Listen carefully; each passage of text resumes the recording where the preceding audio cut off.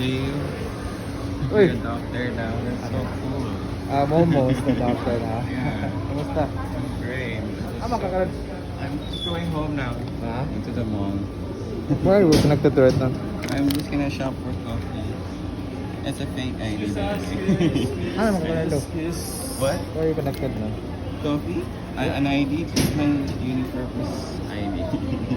My passport. I got the HIV vaccine. Where are you right now? You're student? Yeah. So student of sex. I learned as part of it. Alright, sige, sige. Bye-bye. See ya.